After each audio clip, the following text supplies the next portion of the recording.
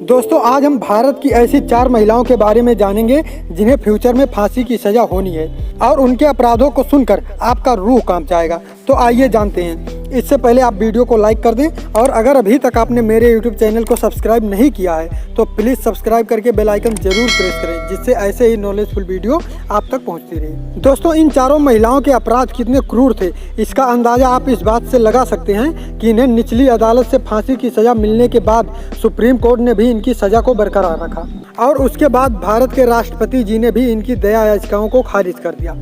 इनमें से पहले नंबर पर आती हैं पुणे महाराष्ट्र की 2 बहनें रेणुका और सीमा, दूसरे नंबर पर हरियाणा की सोनिया और तीसरे नंबर पर आती हैं उत्तर प्रदेश की शबनम नाज।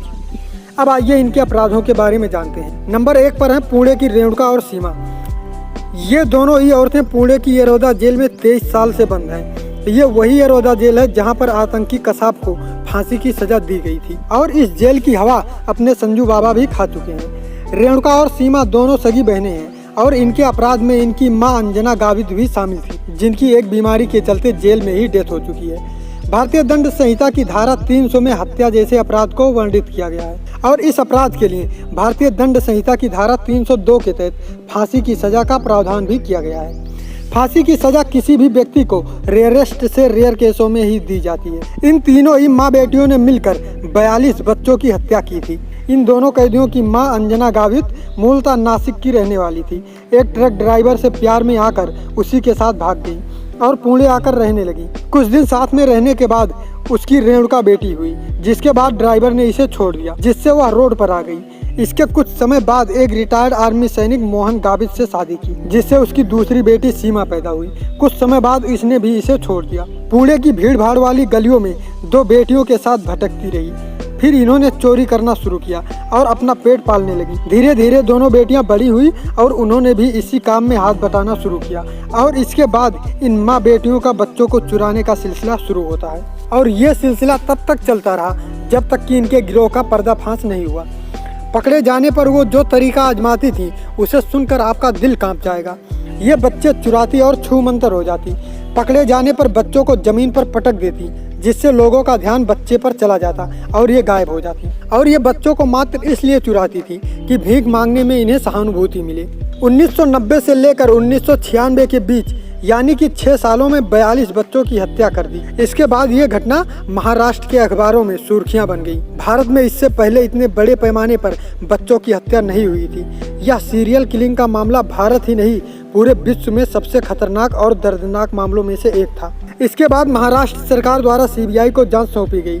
अधिकतर मामले में कोई सबूत नहीं मिला, लेकिन 13 किडनैपिंग और 6 हत्याओं के मामले में इन तीनों का इन्वॉल्वमेंट साबित हो गया और साल 2001 में सेशन कोर्ट ने इन दोनों बहनों को मौत की सजा सुनाई, जिसे 2004 में हाई कोर्ट और सुप्रीम कोर्ट ने भी बरकरार रखा और 2014 में पूर्व राष्ट्रपति प्रणब मुखर्जी जी ने भी इनकी दया याचिका खारिज कर दी। मेरा मानना है कि इनकी इन परिस्थितियों के लिए इनके पहले पिता ट्रक ड्राइवर और इनके दूसरे पिता आर्मी सैनिक भी जिम्मेदार थे। ये इतना बड़ा मामला अंतिम हो सकता है, लेकिन ऐसे आज भी रोज हजारों सीमा और रेणुका जैसी लड़कियां रोज पैदा होती हैं जो अपनी विषम परिस्थितियों के चलते कोई ना कोई गलत मार्ग का चुनाव कर ही लेती है। लेकिन मैं किसी भी तरह की मजबूरी या विषम परिस्थिति में ऐसे अपराधों को डिफेंड नहीं कर सकता। ये अपराध है तो हैं और ऐसे अपराधों के लिए फांसी से कम की सजा होनी भी नहीं चाहिए। जीवन का नाम संघर्ष है जो हमें सदैव करते ही रहना चाहिए। कोई ना कोई पल आपकी लाइफ में जरूर आएगा जब ये गम के बादल छंट जाएंगे और आप भी खुश होंगे।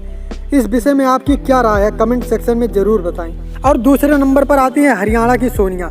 ये कोई सामान्य लड़की नहीं, हरियाणा के हिसार से विधायक रेलू राम की पुत्री थी, जिसने प्रॉपर्टी के लालच में आकर अपने पति संजीव के साथ मिलकर अपने ही पिता के साथ साथ परिवार के 7 अन्य सदस्यों की भी हत्या कर दी। 2004 में सेशन कोर्ट ने उन्हें फांसी की सजा सुनाई, जिसे 2005 में हाई कोर्ट ने उम्र कैद में बदल दिया, जिसे पुनः 2007 में सुप्रीम कोर्ट ने फांसी के रूप में परिवर्तित कर दिया और राष्ट्रपति भी इनकी दया याचिका को खारिज कर चुके हैं। तीसरे नंबर पर आता है उत्तर प्रदेश के अमरोहा जिले में रहने वाली शबनम। शबनम ने 15 अप्रैल 2008 को अपने ही परिवार के 7 लोगों का कत्ल कर दिया था। अमरोहा में लोग शबनम को परिवार का कलंक मानते हैं, इसीलिए यहाँ के लोग अपने बच्चों का नाम भी शबनम के नाम पर नहीं रखते। दरअसल यह मामला 15 अप्रैल 2008 उत्तर प्रदेश के अमरोहा डिस्ट्रिक्ट का है। शबनम एमए की हुई ग्रेजुएट लड़की है और इसका प्रेमी सलीम मात्र 5वीं पास।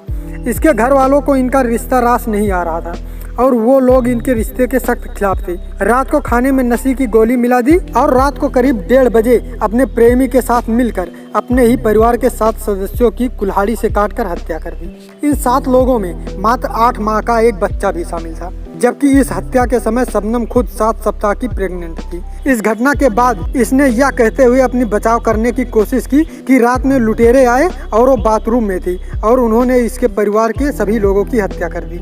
यह अपने परिवार में अकेले बची थी, जिसकी वजह से पुलिस को और ज्यादा शक हुआ और बाकी का काम कॉल डिटेल्स से हो गया। वर्तमान में शबनम का बच्चा 11 साल का है, जो बुलंदशहर में एक परिवार के साथ रह रहा है और शबनम सलीम पल पल अपनी मौत का इंतजार कर रहे हैं। दोस्तों, जानकारी अच्छी लगी हो तो प्लीज़ वीडियो को लाइक कर दें और अगर अभी तक आपने मेरे यूट्यूब चैनल को सब्सक्राइब नहीं किया है तो प्लीज़ सब्सक्राइब करके बेल आइकन जरूर प्रेस करें। जय हिंद।